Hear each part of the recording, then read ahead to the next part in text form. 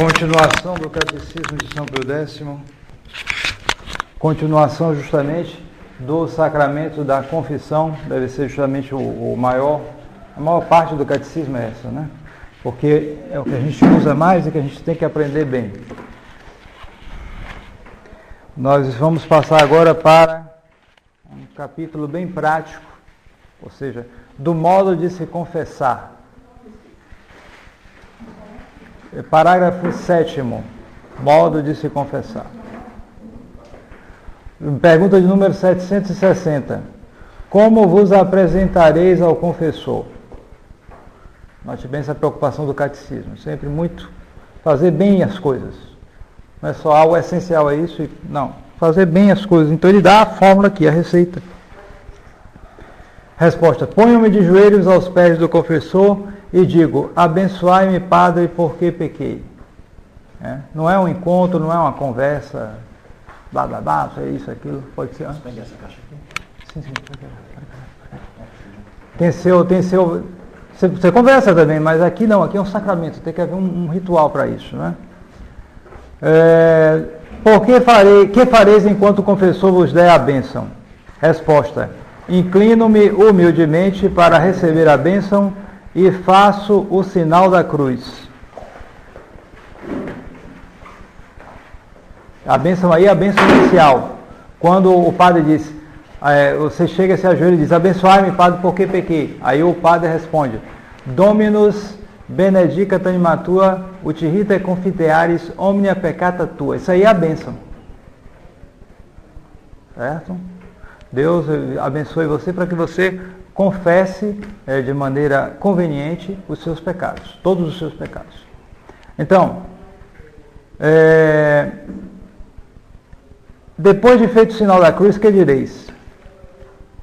Depois de feito o sinal da cruz, direi, eu me confesso a Deus Todo-Poderoso, a bem-aventurada sempre Virgem Maria, a todos os santos e a vós, Padre, porque pequei. E depois direi, confessei em tal tempo, por graça de Deus recebi a absolvição, cumpri a penitência e fui à comunhão. Em seguida faz-se a acusação dos pecados. Bom, é verdade que essa não é a fórmula única. Às vezes a pessoa reza de outra maneira, mas realmente essa é a mais conveniente.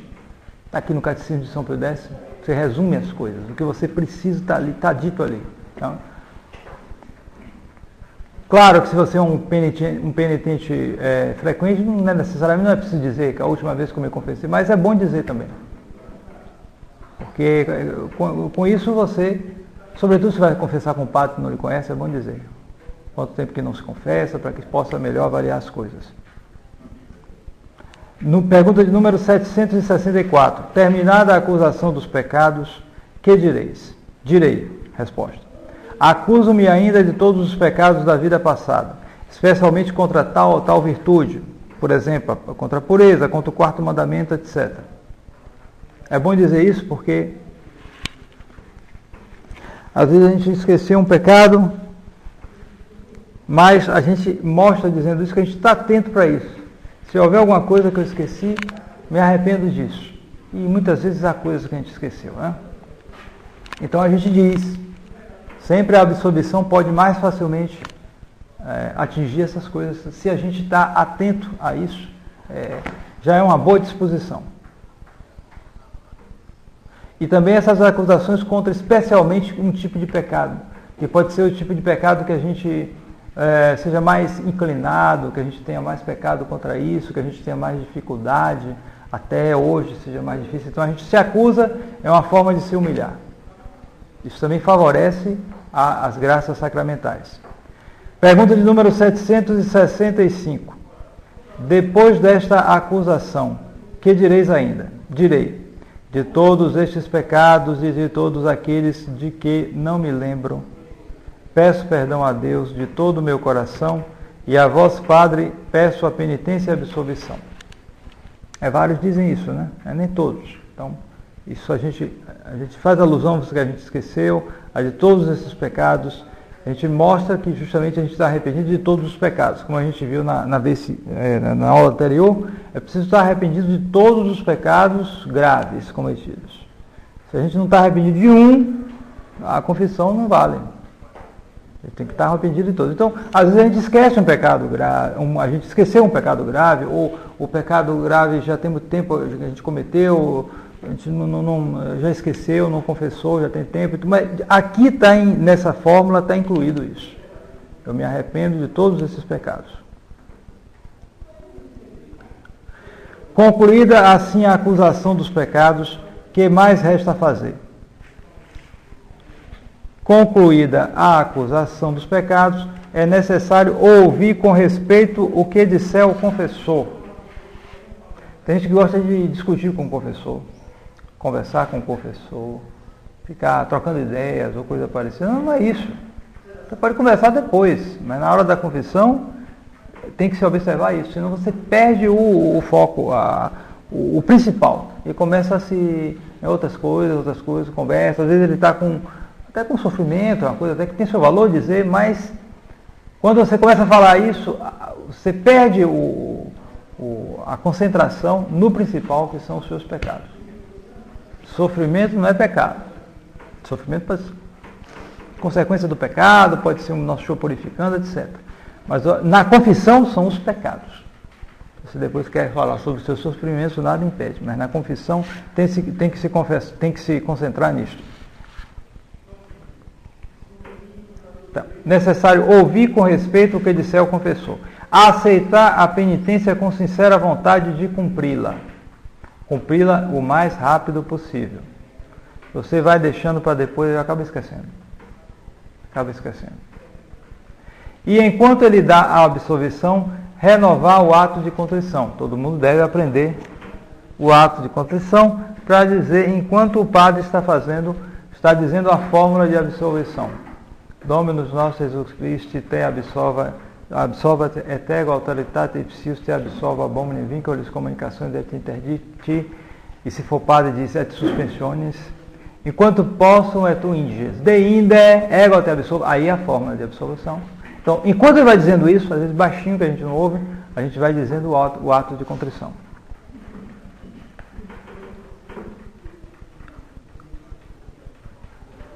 Pergunta de número 767. Depois de recebida a absolvição, que há ainda a fazer? Depois de recebida a absolvição, é preciso agradecer a Nosso Senhor, cumprir quanto antes a penitência e pôr em prática os avisos do confessor. Esse aspecto do agradecimento é muito importante, porque nós não temos, rigorosamente falando, direitos à absolvição. É Nosso Senhor, por misericórdia, nos perdoa. Ele conquistou na cruz esse perdão dos nossos pecados e os sacramentos para a gente. A gente deve agradecer isso. Vocês imaginam se não houvesse a confissão? Já pensou? Que tormento para nós. A gente vai ficar aí inventando ato de contrição. Será que eu estou contrito? Não estou. Vai para a UTI daqui a pouco. Eu estou contrito? Não estou. Em geral, o que ocorre, a imitação de Cristo é que diz, que você diz, quando eu chegar no final da minha vida, vem a doença, tudo, aí eu vou pensar nos meus pecados. Não, muitas vezes você não tem nem condição. Não tem nem condição. Nessa primeira dor, fica desesperado, leva para o hospital, anestesia, pronto, acabou. Ele não está vendo mais nada, pensando mais nada. No entanto, mesmo que ele esteja, se ele tem uma disposição, pelo menos ele está com medo do inferno, ele não quer mais cair naquele pecado, se o padre chegar e der uma absolvição para ele, está perdoado. Mesmo ele estando em coma. E por isso o padre atende pessoas em coma. É um negócio um tanto... A gente faz às vezes sob condição, não sabe exatamente, mas faz. É a misericórdia de Deus que nos concedeu isso. Então, enquanto a gente está aqui, que a gente pode realmente fazer boas confissões, porque na cama, no leito de morte, ninguém sabe. Mesmo que passe arrastando, como o povo diz, né? É um purgatório que a gente não pode imaginar. Não pode imaginar. Se Maria Amélia está até hoje no purgatório, até o fim do mundo, só por causa de uns pecados contra a castidade, que ela se arrependeu, confessou, etc., como diz Nossa Senhora de Fátima, né? Quanto mais pessoas por aí que às vezes se salvam no limite, né? Não é brincadeira, é pesado, é duro. Então, enquanto estamos nessa vida, aproveitemos. E esse agradecer a confissão é excelente, porque não só nós recebemos o perdão dos nossos pecados, tira um peso da nossa consciência, mas a gente recebe graças sacramentais para viver bem. E também o cumprir logo, como eu disse, a penitência e ouvir os avisos do confessor. O confessor é juiz, ele não é infalível. Ele pode errar.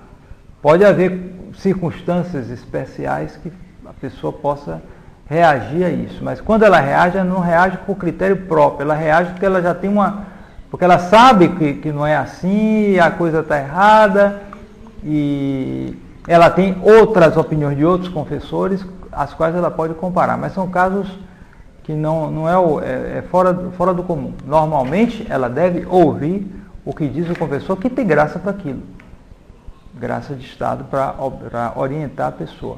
Está confessando, muitas vezes nós precisamos dar uma graça para ele perceber o defeito que a pessoa não percebe. Muitas e muitas vezes a pessoa tem muitos defeitos que não percebe. Pior ainda, que ela adora. Se ela adorar, aí realmente ela nunca resolve. Enquanto ela adorar, ela nunca resolve. Mas às vezes ela não é que ela adore o defeito dela, mas ela não percebe, ela não se dá conta, principalmente pessoa mais nova. Não percebe. Então, às vezes a pessoa diz, você tem tal defeito, eu tenho tal defeito, mas tem.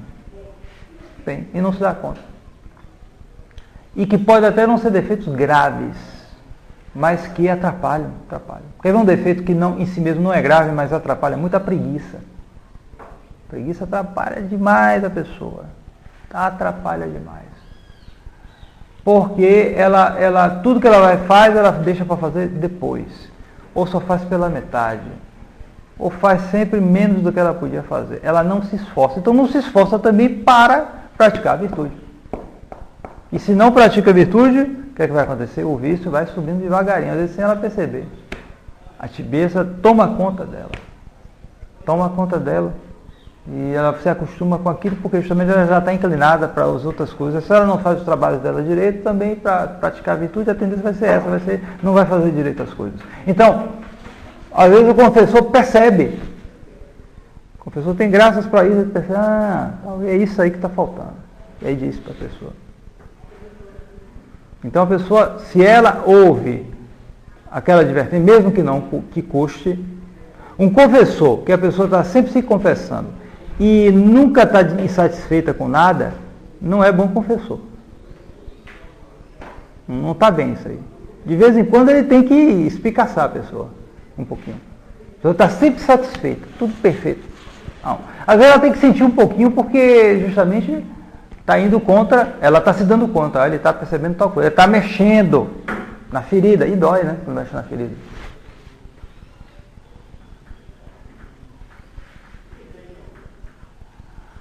Passamos agora ao parágrafo 8º. Nós vimos o modo de se confessar, agora nós veremos da absolvição, a respeito da absolvição. Como a gente sabe, a confissão é um sacramento de misericórdia. O padre vai lá para absolver, em princípio. Mas há casos em que ele não pode absolver, que ele tem que diferir a absolvição. Há casos assim. Isso está previsto, não é mau humor do confessor, não. Há coisas objetivas que forçam, às vezes, a ele fazer isso. Então, devem os confessores, pergunta de número 768, devem os confessores dar sempre a absolvição àqueles que se confessam? Os confessores devem dar a absolvição somente àqueles que julgam bem dispostos a recebê-la. Pergunta de número 769. Podem os confessores diferir ou negar alguma vez a absolvição? Os confessores não só podem, mas devem diferir ou negar a absolvição em certos casos para não profanar o sacramento. Porque é isso. É essa tensão que faz, como dizem os teólogos morais, o sacramento da confissão ser um jugo duríssimo para o confessor. Ele tem duas coisas que ele tem que evitar e não é fácil. Primeiro, ele tem que ser misericordioso, não vai largar o pecador lá para ele se acabar, senão ele vai ser responsável pela excessiva dureza dele. Mas também ele não pode profanar o sacramento. Isso quer dizer que ele não pode dar absolvição a alguém que não está ligando para nada, que não está querendo se arrepender, que vai lá só como que vai lavar uma mão, que está sujo, né? Ele vai lá e acabou. Não, ele tem que ter resolução, etc, etc, de mudar de vida. E não é fácil perceber isso, porque às vezes a pessoa tem realmente uma resolução naquele momento, mas ela é muito fraquinha. Fraquinha. Então, lá a gente vai lá e cai. Mas ele teve a resolução ali. Então ele deve dar absolvição. Mas até que ponto você distingue isso da pessoa que não está ligando, já está meio completamente relaxada, que não está realmente querendo mudar de vida? Não é fácil. Não é fácil. E às vezes o confessor fica em dilemas. Em dilemas.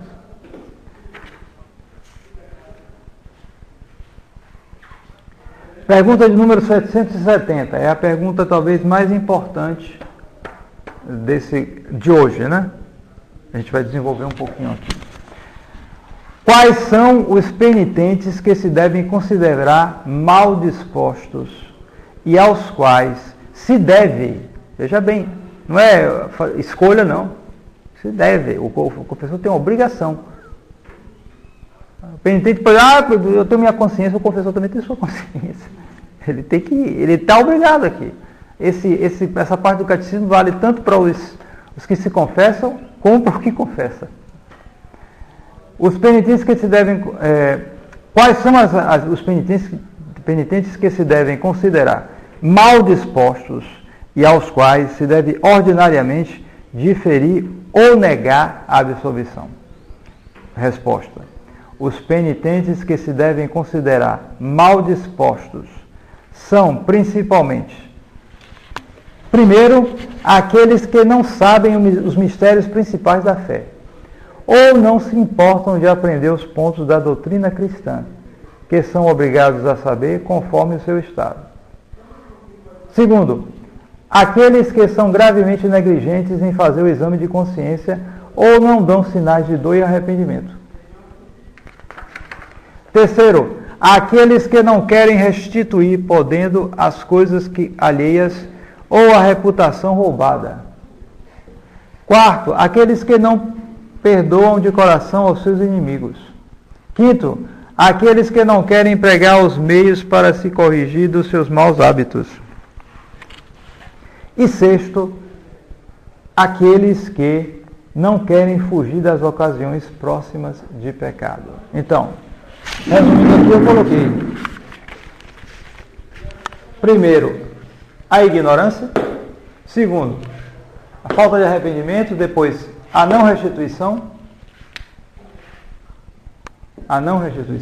Depois, o não perdão aos inimigos. Terceiro, os maus hábitos. Quinto, os maus hábitos. E sexto, as ocasiões de pecado. Então, vamos explicar, esmiuçar um pouquinho aqui. Primeiro, a primeira má disposição é a ignorância. A pessoa que não sabe, pronto, não sabe. Ele vai ajoelhar lá, qualquer um, e vê os outros confessando e se ajoelha. Começa a falar, você fala qualquer coisa. Você sabe. Sabe quem é Jesus? Ele não sabe, não pode confessar. Tem uma ignorância crassa, completa dos mistérios da fé, não pode. Tem que saber alguma coisa. E também há outro caso de ignorância. É o sujeito que, ele aprendeu o básico de doutrina. Mas ele tem um estado de vida, profissão, etc., nível de instrução, que o força a aprender mais alguma coisa. E ele não quer aprender. E muitas vezes ele não quer aprender para não ficar com escrúpulo. Alguém, por exemplo, que é advogado. Ele tem que saber alguma coisa além dos mistérios Santíssima Trindade, redenção, paixão e encarnação de vosso Filho. Ele tem que saber alguma coisa de teologia moral, os deveres de Estado dele. Ele é advogado. Ele vai se ver continuamente em meio a questões em que ele pode acabar lesando os outros. Você sabe a história de Santo Ivo, né? Santo Ivo é um santo advogado da Idade Média. Então há um dístico dele assim: Santo Ivo, advogado e não era ladrão, coisa de se admirar. Na Idade Média, viu? Falava isso. Então, algo assim. Quer dizer, é muito fácil a pessoa, um político, se é que entrar em política hoje já não é pecado, mas um político, ele tem que saber coisas. Ele vai fazer o rateio lá, do mensal lá, sei lá onde, não sei quantos mil, ele não pode participar de um rateio desse. Por quê? Porque é ladrão, velho. É um conluio de ladrões. Acabou. Ele tem que ganhar o salário dele, ponto final. Até há pouco tempo, não tem muito tempo, vereador não ganhava nada. Não ganhava nada, era só o título. Para ele era uma coisa, ele era o conselheiro da cidade. É uma honra para ele. Então, ele não ganhava nada, só para ter essa participação não, né? Hoje em dia você está esse nível aí, todo mundo sabe, você sabe mais do que eu. Então, ele tem que saber, ele não pode. Ele tem que saber os limites. Então, muita gente pode justamente não querer se instruir, porque sabe que vai complicar para o lado dele. Ele não pode se confessar nessas condições. Ele tem que saber os mistérios na medida, as coisas da moral, da doutrina cristã, no nível dele. Uma pessoa mais simples, que é um lavrador, tal, ele não precisa saber muita coisa. A vida dele é mais simples. Ele não vai ter tantas complicações, casos de consciência, etc. Mas alguém que está num grau mais elevado, em situações mais complicadas, ele tem obrigação. É uma obrigação. Ele não pode se contentar com um catecismozinho pequenininho, fininho, eu já sei, pronto aí, ó. Fulano aí leu também, fez primeira conta, porque eu não posso fazer isso, aquilo, aquilo outro. Sim, mas você vai ver quem é ele, uma pessoa mais simples, então você tem que saber mais.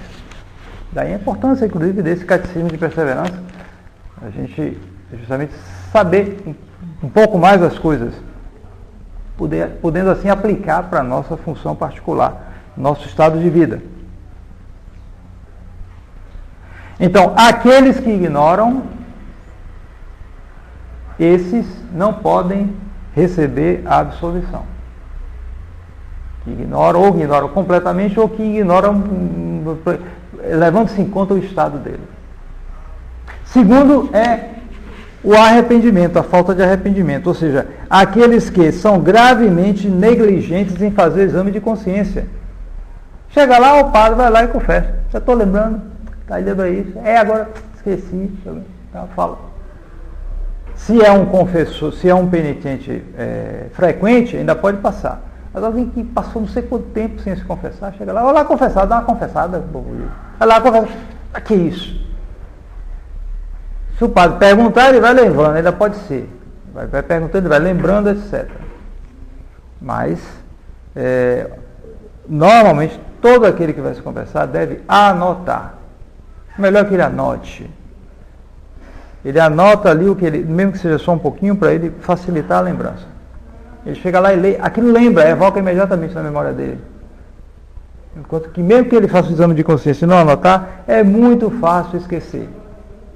É quase certo que ele vai esquecer alguma coisa. E é a confissão. Isso mostra falta de seriedade. Então, alguém que é gravemente negligente ou não dá sinais de dor e arrependimento. Muito cuidado, quem tem filhos, quer que o filho se confesse, manda de qualquer jeito. Vai confessar. Se o filho vai, de qualquer jeito. Sem dor e arrependimento. Certo? Não pode ser assim, não. Deve dar os princípios, deve estimular, mas não deve forçar, não. Não deve forçar, não. Porque se faltar justamente dor e arrependimento, a confissão também não é válida. O confessor, se ele percebe isso, ele deve diferir, ele deve, ou mesmo negar a absolvição. Terceiro, aqueles que não querem restituir, podendo, as coisas alheias ou a reputação roubada. Coisas alheias e reputação roubada. Olha o termo que ele utiliza. Reputação roubada. A pessoa que cometeu um pecado, esse pecado oculto, por mais vergonhoso que seja, ela perdeu o direito ao céu. Mas ela não perdeu ainda o direito à reputação dela. Não perdeu. Ela tem ainda o direito à reputação dela. Foi oculto, isso, aquilo. Você não tem que chegar e revelar aquilo para todo mundo. Você não pode fazer isso. Mesmo sendo real a coisa. Você só pode fazer se aquilo que a pessoa faz está prejudicando o ambiente e possa prejudicar outros, então você tem a obrigação de impedir aquilo, você que soube aquilo, certo? Então, numa sala de aula, você é professor, você vê que tem um aluno de reputação imoral, você sabe que ele é imoral e que ele vai começar a espalhar aquela imoralidade entre os outros, então você pode impedir alertando, certo? Você pode alertar, ou para evitar aquilo, porque aquilo está realmente espalhando e está meio oculto, você tem que cortar aquilo. Mas se alguém, sobretudo se alguém caiu por fraqueza, uma ou duas vezes, poucas vezes naquele pecado, você não tem nada a ver com aquilo não vai ter nenhuma utilidade. Para que você contar? Porque tem gente que tem um mau instinto. Se ele descobrir uma coisa dessa, ele dá logo um risinho no canto da boca e não se segura. Não se segura. Uma hora lá ele solta. Mesmo que ele diga consigo mesmo, eu não vou contar não. Uma hora lá ele conta. Não é assim? Não tem muita gente assim? Tem. Ele conta. Se ele souber, ele fica com aquilo. É uma ruindade. Pode não ser até uma ruindade pessoal com relação à pessoa. É um negócio curioso. Não é ódio que ele tem da pessoa, não. Mas ele quer contar, ele quer fazer zoadeira contando. Você não sai e conta aquilo.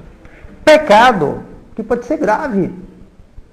Pode ir para o inferno por uma coisa dessa. Por quê? Porque depois de uma coisa dessa, bom, hoje está mais difícil essas coisas. Bom, ainda existe, sob certos aspectos, mas, pecados contra a castidade, né? Pecados mais vergonhosos.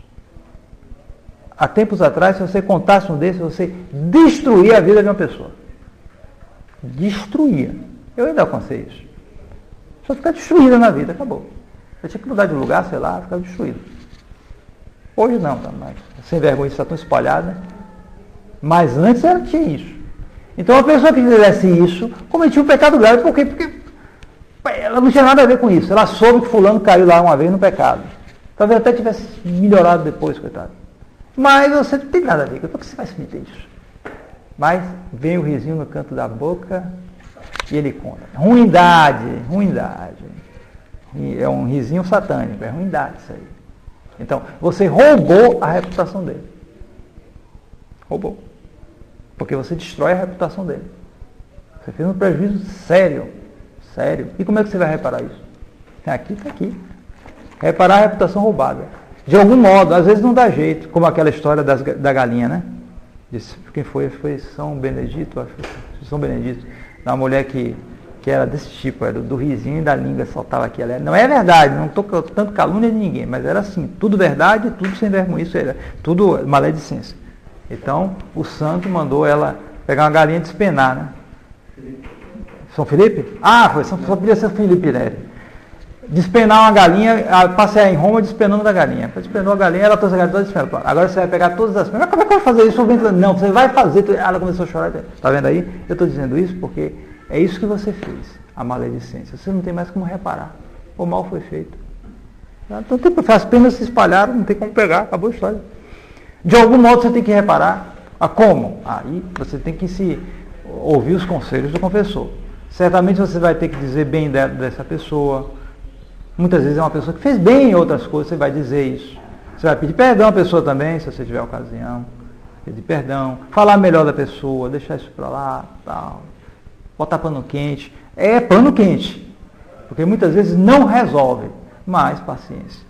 E que o sofrimento sirva para você obter a purificação.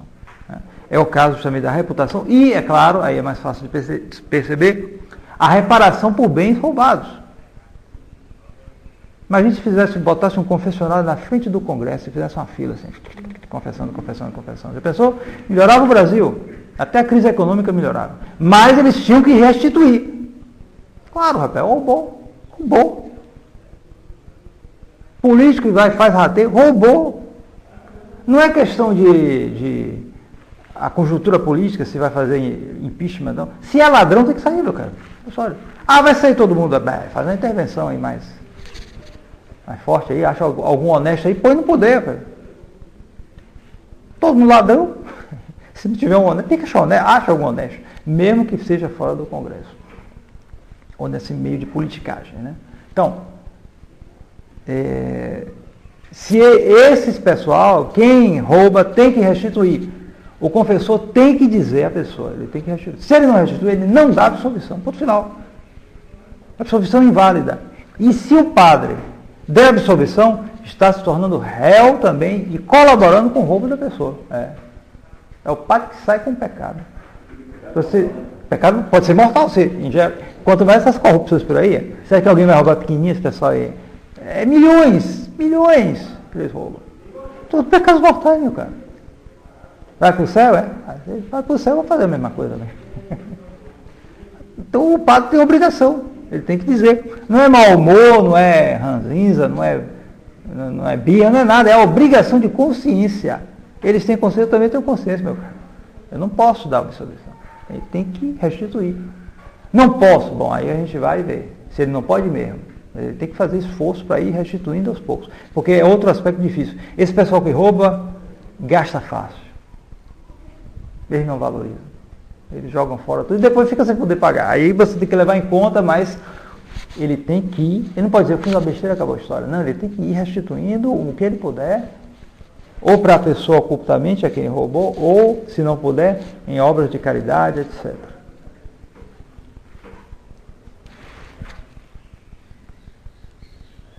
Outros meios também que podem ser levados em conta, por exemplo, a pessoa que escreve maus livros, há pessoas que fazem más canções, maus espetáculos. Tudo isso é o prejuízo que ele fez. Ele não controla. Não controla. A coisa espalhou por aí, fazendo mal, os escândalos. O padre tem, hoje em dia, tem sites e revistas especializadas em divulgar pecados de pessoas. Eles ficam atrás disso. Ou até inventam, né? Teve até história, isso não é assim, nem só nesse meio artístico, não. Tem até história também desse jovem de hoje que fica nesse negócio de WhatsApp, de Facebook, que divulgou um pecado de uma menina. Para todos os colegas, todo mundo ficou sabendo. Ela ficou tão desesperada, ela chegou a se matar. Isso ocorre aqui e ali, porque hoje com esses meios aí se espalhou muito mais, né? E você vê, eu vou se matar. Quer dizer, eles são culpados, eles são assassinos. Eles são culpados indiretamente pela morte da pessoa. E todas essas pessoas têm esses pecados atrás, se fizeram isso. Então, o que ocorre é isso, é que a pessoa não é uma coisa, é covarde, porque é participar, todo mundo participa, cada um dá um. Mas ninguém diz, não fui eu, mas cada um contribui um pouco nisso. Né? E o resultado está aí. Né? E hoje isso devia ser proibido. Deve ser proibido. Esses sites, essas coisas que fazem, deve ser proibido, mas não se proíbe. Tem livre, então aí o resultado da liberdade é esse. Outro motivo, a falta de restituição. Também aqueles que não perdoam os seus inimigos. É outro motivo que pode levar o padre a não absolver, ou pelo menos diferir, até que o coração dele fique mais tranquilo.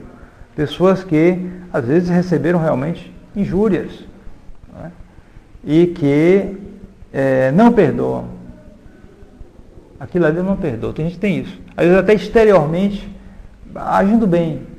Não são pessoas assim, ruins, assim, são pessoas corretas, mas tem um ódio lá dentro guardado, às vezes de uma pessoa só. Mas aquilo ali não tira, não. Se obstina. Ele vai para o inferno com aquilo ali. Se fulano for para o céu, eu não vou, fui para o inferno. Pode chegar a um ponto desse. Ele tem um ódio ali que ele não guarda ali dentro. Então, o confessor tem que tirar aquela chaga ali também, meu amigo. Não pode. Isso não impede que a pessoa possa exteriormente tomar certos cuidados. Isso é verdade. Então, se você tem um marginal, você tem que cuidar dele. Você tem que se distanciar dele. Marginal é marginal. Ele não presta, ele é um psicótico, ele é um ladrão, ele é isso, aquilo. Você tem que manter distância. Isso é uma coisa. Mas não guarde ódio da pessoa. Não guarde ódio da pessoa. A pessoa tem que ter essa distinção. Agir firmemente, mas dizendo que é Deus que faz, Deus é que realiza a justiça, e a ira do homem não cumpre a justiça de Deus. Ele tem que tirar esse ódio. Se ele não tirar também, o padre tem que, às vezes ele tem que diferir a absolvição. Até que ele, às vezes ele está ainda sob a impressão daquela raiva, daquilo que ele sofreu, e tem até suas razões, mas não justifica, e fica no raciocínio da direita. Então o padre não dá absolvição para ele. Então, vou deixar você para depois, você te acalmar mais, eu lhe dou absolvição e tal. Tem que diferir. O outro motivo, os maus hábitos, né? Aqueles que não querem empregar os meios para se corrigir dos seus maus hábitos. Porque muitas vezes a causa dos pecados são os maus hábitos. Ele já se acostumou.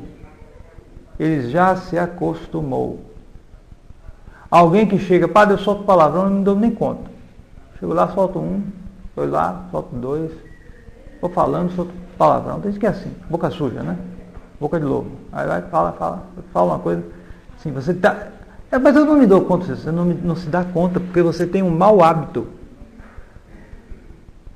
Então, se você quer realmente receber a absolvição, você tem que se empregar a corrigir os seus maus hábitos. Não adianta dizer que eu já me acostumei, aquilo sai e não me dou conta. Você não se dá conta, mas o mau hábito está ali. Você tem que tirar aquele mau hábito.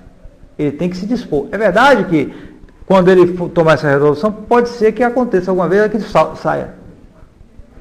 E que aquilo saindo não seja em si um pecado mortal. Porque sai sem perceber. Mas não é pecado na medida que ele tem a resolução de curar o mau hábito. Se ele não cura o mau hábito, aquilo é pecado, meu cara. Ele já está habituado na coisa. Então ele tem que tomar a resolução. Se ele não toma a resolução, o padre também, o sacerdote, não pode dar a absolvição ou tem que diferir a absolvição. Não é ruindade, não é ranzinho, não é nada disso. Não pense isso. Ele está olhando o dever dele. O dever dele. E como eu disse, né, na aula anterior, um mau hábito é tirado por um bom hábito. Quem tem mau hábito tem que fazer atos repetidos, porque os hábitos, eles, bons ou maus, eles são adquiridos por atos repetidos. Alguém, repetidas vezes, dirige um carro. 1, 2, 3. A primeira vez é um tormento. Na segunda, terceira, quarta, ele aprende a dirigir. Pronto, ele tem um hábito de dirigir. Se ele passar 1 ano sem dirigir, depois ele pegar, ele vai ter uma diferença, mas ele vai pegar mais fácil, porque ele já tem um hábito. Aquilo fica, né? Uma disposição fica na natureza da pessoa. É um negócio curioso essa questão de hábitos. Então, se ele tem um mau hábito, ele tem que repetir atos bons para tirar o hábito mau. O mau hábito se cura com bom hábito. Então, ele tem que tomar a resolução. E, finalmente, aqueles que não querem fugir das ocasiões próximas de pecado. Isso aí é importante. Devo desenvolver um pouquinho isso. A gente já falou sobre isso, mas vamos insistir, porque isso aí muita gente cai por causa disso. Não querem se livrar das ocasiões. Criança, hoje isso está mais rápido, está todo mundo nos videogames, mas tinha menino que gostava de brincar antigamente com pássaro. Pegava o passarinho, fazia uma perversidade. Amarrava a perninha dele e ficava com a... Aí o passarinho vai e puxava. Não sei se já fez isso, né? No sertão, o pessoal faz isso. Menino, né? Garoto, né? Faz isso. Então, isso aí é como se fosse justamente as ocasiões más, né? A pessoa que não quer se livrar das ocasiões más, o demônio faz com ela como uma criança faz com um passarinho. O demônio está ligado àquela corda. A pessoa recebe perdão, aí voa para Deus. Chega a cara e puxa de novo. É uma coisinha de pecado. Por quê? Porque ele diz, por exemplo, eu caí, eu me embriaguei e tal. Tá bom.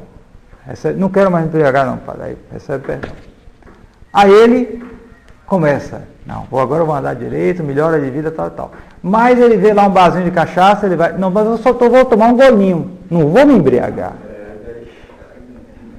Aí o demônio, ele está voando, o demônio puxa a corda. Aí ele bebe um golinho e puf, cai ali. Aí vai outro, não consegue. Quando ele toma um golinho, é uma loucura. Ele começa e cai de novo. Fulano caiu em pecado contra a castidade com fulana. Então, padre, você, essa fulana é ocasião de pecado para você. Se afaste. Ah, mas seria até falta de caridade, eu acho até que eu vou convertê-la, não sei o quê. Começa aquela conversa mole. Nada. Você vai cair em pecado. Isso aí é fácil. Não precisa ser profeta, não. Aí fulano vai tentar, porque ela era crente, mas está se aproximando do 14. Vai ver de que ela vai se aproximar. Você que vai se aproximar de outras coisas. E, dito e feito, ele vai em conta depois e cai de novo. Inclusive porque eu já ouvi falar que essas protestantes muitas vezes fazem isso para chamar católico, para perder para heresia. Algumas fazem isso. Então, ocasião de pecado. Então, as ocasiões de pecado são coisas exteriores a nós que, por sua natureza ou por causa de nossa fragilidade, nos levam ao pecado. É uma coisa externa. É uma pessoa, é um lugar, é um jogo, é isso, é aquilo, que por sua própria natureza ou por causa da nossa disposição. O que quer dizer isso? Um vídeo imoral, muito imoral. Ele é, por sua própria natureza, algo que nos leva ao pecado. Não pode, por sua própria natureza. Um copo de vinho, para alguém que não tem problema de alcoolismo, não tem problema, não é ocasião de pecado. Ele pode beber aquele copo de vinho depois do almoço, não tem pecado nenhum ali. Mas para o Combrone, estão lembrados do soldado Combrone? Eu falei da última vez. Ele passou 22 anos sem tocar em vinho e licor. Ele era soldado, deu um murro na cara de um capitão que estava bêbado, foi condenado a ser fuzilado. O coronel conseguiu livrá-lo, mas ele prometeu, jurou que ele nunca mais tocava em bebida, o Combrone. Aí passou 22 anos sem beber, de soldado passou a general do exército francês, 22 anos, general. Mas justamente ele dizia, quando ele se encontrou com o coronel, depois já ele general, o coronel aposentado, o coronel, aqui, trouxe os melhores vinhos para ele beber. Não, seu coronel. Está lembrado que eu disse ao senhor, eu nunca mais ia tocar em bebida. Ele restaurou a vida dele por causa disso. Então o Combrone não podia tocar num copo de vinho, era ocasião de pecado para ele. Para outro não, que não é nada. Então, ou por causa da sua própria natureza, da coisa, ou por causa da fragilidade da pessoa. Da fragilidade especial da pessoa. Tendências para isso, para aquilo, eu estou dando um exemplo. Certo? Tem pessoa, por exemplo, não pode ser padre. Não pode ser padre. Ele vai cometer milhares de pecados de impaciência, por exemplo. Pessoa impaciente demais, não pode ser padre não. Não pode, meu amigo. Pode ter todas as coisas, mas não pode. Ele não vai aguentar. Ele não vai aguentar, acabou. Essas coisas E assim outras coisas, outras profissões não servem para a pessoa, vai levá-la a isso, aquilo, aquilo outro.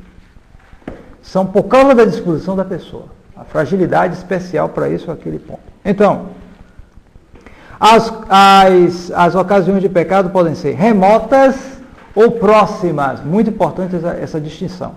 E as próximas podem ser voluntárias ou involuntárias. Aqui. Ocasiões de pecado. Remotas, próximas, que por sua vez se subdividem em voluntárias ou involuntárias.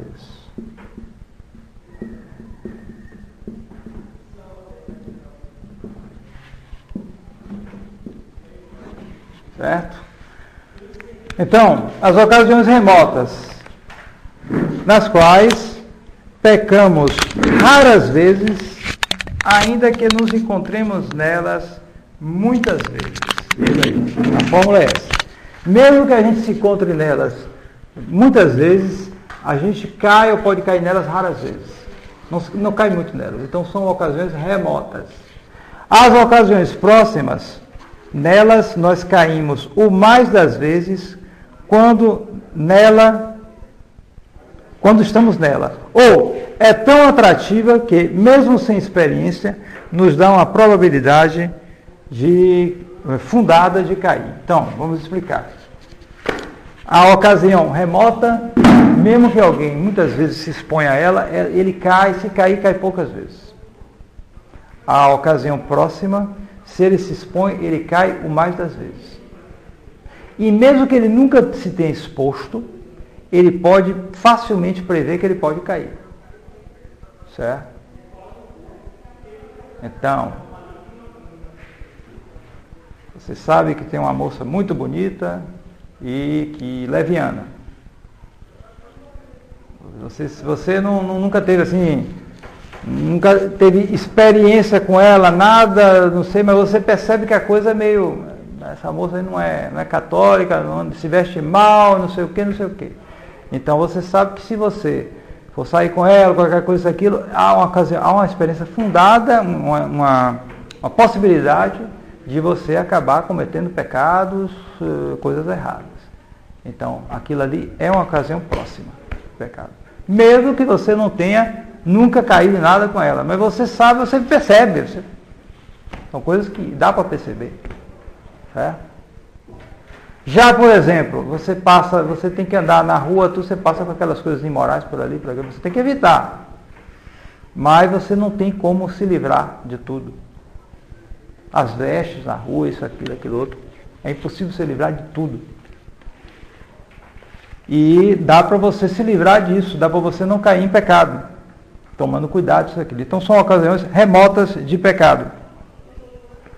As próximas, como eu disse, podem ser voluntárias, ou seja, nós podemos evitá-la facilmente, só depende de nossa vontade. Certo? Claro, uma casa de shows imorais ou coisa parecida. Basta você não passar perto lá, passa do outro lado da rua, tá bom, não é difícil. Você, mas eu tenho que atravessar a rua, passa perto. Aí olha para as coisas ruins, ouve lá isso. Aí vai sendo atraído para ir lá para olhar, só por curiosidade. Não vou fazer nada não, só vou olhar. Está aí. Olha o laço do demônio do jeito cair. Então, não é difícil ele atravessar e passar do outro lado. Acabou, passar até por outro quarteirão, melhor ainda. Que nem tem contato nenhum. Acabou. É uma ocasião. Se ele for passar perto, é voluntário. Porque ele pode evitar. Então é voluntário. Involuntário. É difícil de evitar ou impossível, sem grave dano, pois não depende de nossa vontade. Então alguém que tem que trabalhar o emprego dele, um emprego de eletricidade, ele tem que estar nos postos, vai lá, vai cá, então ele vai em vários lugares. Ele vai ver gente de todo tipo, gente mal vestida, ele vai em lugares... E o que rola no aeroporto, passa pela praia? Pois é, é impossível você não ver coisas imorais ali. Você está dirigindo, você não pode ficar, não vou olhar. Onde é que vai parar, né? Você tem que estar atento para as coisas do trânsito e vai acabar a sua vista pousando. Dá a mão para parar o carro. Exatamente. Você não pode. Então, são coisas as quais a gente não pode evitar. Né? Então, são ocasiões involuntárias. Agora, aí a pessoa sempre ele pode tomar cuidado.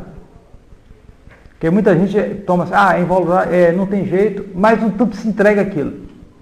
Pode acontecer. A pessoa tem uma certa complacência. Se ele tiver cuidados e prever, ele pode melhorar muita coisa. Mas realmente não pode evitar tudo.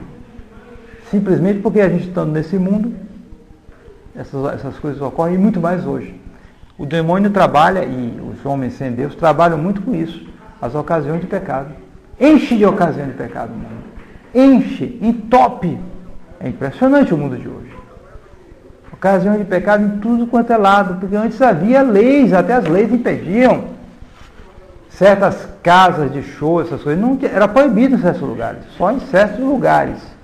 O que não é bom também, mas pelo menos eles afastavam, né? Hoje não. Em nome da tal da liberdade, né? Vai tendendo para essas coisas. Então,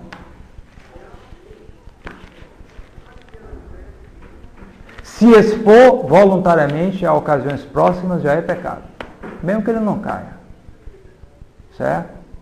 Alguém que, por exemplo, vai para uma casa, entra numa casa de shows imorais, de coisas imorais também, ele entra naquilo, ele só faz olhar, etc. Ele não faz nada. Já caiu em pecado grave, pai.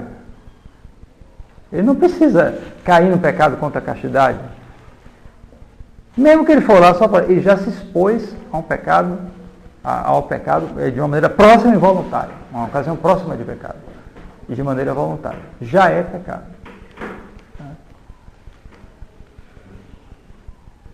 771. Não há excessivo rigor da parte do confessor em diferir a absolvição do penitente, que ele não julga ainda bem disposto. Pode pensar que o confessor é ruinzinho, é meio... Não há excesso de rigor, porque não o julga ainda bem disposto. Há antes a caridade, pois procede como um bom médico, que tenta todos os remédios, ainda os desagradáveis e penosos, para salvar a vida doente. Porque justamente essa maneira de diferir ou negar a absolvição é também um remédio. Ele não perdoa, mas também se ele desse a absolvição ali, seria empate. Então ele difere, até que a pessoa caia na... Porque tem gente que assim, ele cai, né? Ele se acostuma a confessar, faz uma coisa, confessa. Então, se ele chegar onde diz, não vou lhe dar absolvição, toma um susto. E ele vê que ele vai ter que tomar meios para fazer isso. Ele vai ter que tomar na cabeça e melhorar aqueles ou aqueles vícios que ele deixa para depois.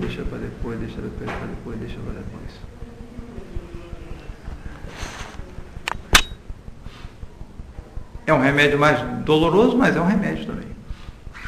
Deverá desesperar ou afastar-se inteiramente da confissão o pecador a quem se difere ou se nega a absolvição? Resposta: não deve, é claro, se desesperar, mas deve humilhar-se, reconhecer o seu estado deplorável, aproveitar os bons conselhos que o confessor lhe dá e assim pôr-se quanto antes em estado de merecer a absolvição. É sempre aquilo, a humildade. Se a pessoa vai mal disposto, como que está exigindo a absolvição, e se irrita porque não lhe dá a absolvição, às vezes tem gente que faz o seguinte, ele troca de confessor, vai para o outro, ele é que faz a direção dele, escolhendo aqui e ali esse confessor, esse outro.